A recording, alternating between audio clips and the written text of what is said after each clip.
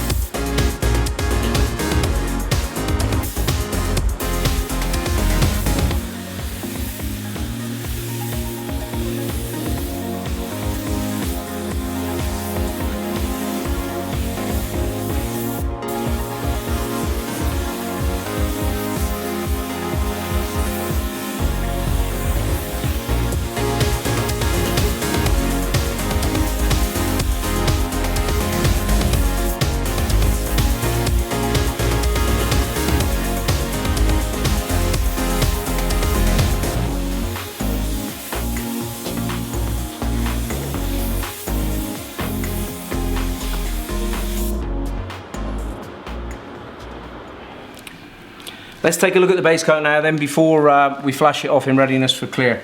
If you remember, I was talking about this area where I needed to make that nice connection between the new base coat and the blender. You'll see that everything is uniform and consistent there. Nice structure on the repair panel, everything looks good.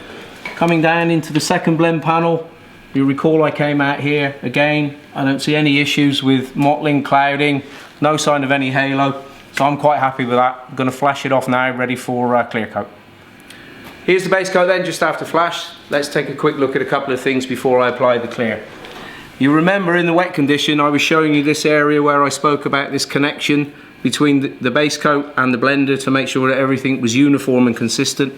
Well, if you take a look, you can see everything is super smooth, no problems at all, no coarseness, no openness. Gonna have a really good surface there for the clear. Let's take a look at the door itself where the repair was. Very uniform base coat appearance. Everything looks fine there.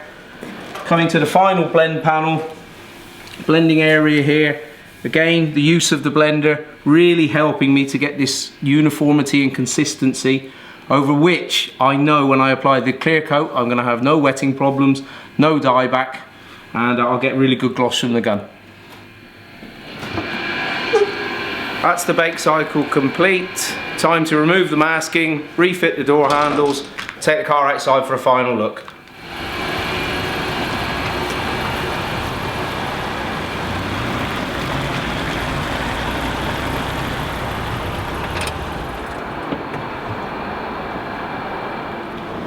let's take a look at the final job then before we give it back to the customer.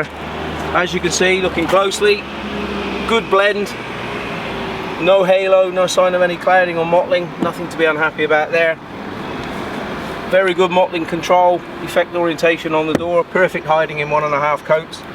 Similarly on the rear fender, the transition into the blender, everything is very smooth, just what we're looking for. Thanks, see you again soon. It is important to check the climate before adjusting the base coat. Refer to the TDS climate guide to help you. Choose your blender to match the setting of the base coat. Apply your blender to the areas surrounding the repair. This can be to a complete panel or a partial panel depending on the repair size and blending area available. Do not allow it to flash off before applying your base coat. Apply a light effect coat to the widest point, finishing inside the blender. A second light effect coat is sprayed inside of the first, ensuring the blender and base coat are merged as a continuous film. These two coats complete the blend-in process. Apply your base coat as normal over the repaired area.